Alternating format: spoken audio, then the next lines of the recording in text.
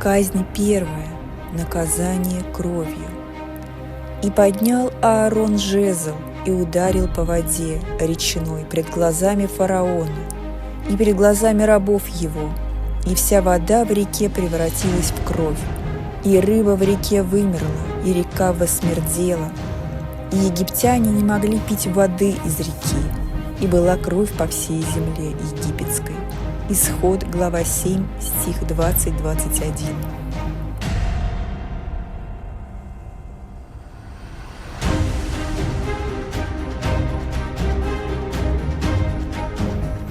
Итак, давайте посмотрим, что нам говорит Писание. Земля откроет поглощенную ею кровь. Бытие, глава 4, стих 11.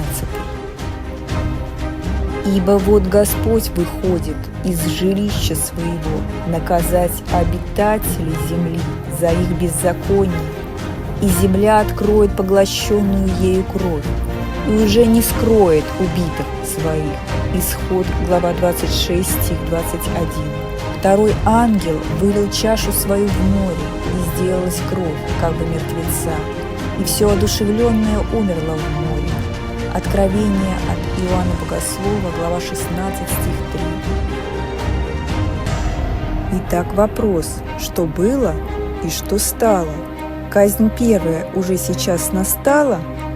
Вы посмотрите реки. Какой цвет? Кровавый? И тогда вопрос простой.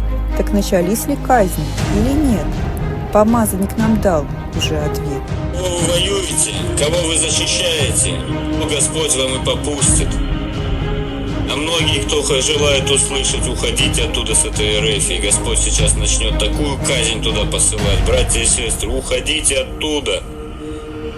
Для этого и посылается Илья, чтобы закричать, чтобы народ проснулся, чтобы народ спасся. В Норильске необычное происшествие. Река Далдыкан стала ярко-красной, прям кровавого цвета. Шокированные жители выкладывают фотографии в соцсетях. Эти фотки вызвали оживленную реакцию пользователей. Предположения высказываются самые разные. Одни люди уверены, что всему виной опасные реагенты, которые попали в воду с расположенного рядом завода. По другой версии, река покраснела из-за железной руды, которая там в большом количестве содержится. Но никаких официальных заявлений или хотя бы объяснений пока нет. Узнаем мнение эксперта по этому вопросу. К нашему эфиру присоединяется Николай Зубов, член Общественной экологической палаты Гражданской ассамблеи Красноярского края. Николай Аркадьевич, здравствуйте. Добрый день. Но что это все-таки? Это какая-то казнь египетская или техногенная катастрофа? Как вы объясните? Ну, с этим, конечно, нужно разобраться. Это не естественный цвет реки. Реки должны быть голубые или синие, но никак не красные, кровавого цвета. Скорее всего, это соли железа, и если концентрация их превышает допустимый уровень, так называемый ПДК, то это губительно для всей жизни в этой реке. Есть вымыв, так сказать, солей железа, естественных, так сказать, залежей, но такого интенсивной окраски не может быть в принципе. Она такая чуть рыжеватая, видел я такие ручьи, но такой интенсивной окраски она может быть только с какого-то там хранилища, отстойника, залповый выброс.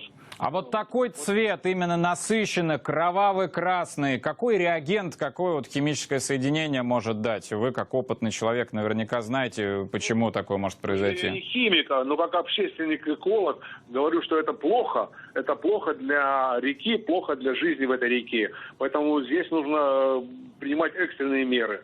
На связи был Николай Зубов, член Общественной экологической палаты и Гражданской ассамблеи Красноярского края. Мы обсуждали вот этот невероятный красный цвет реки.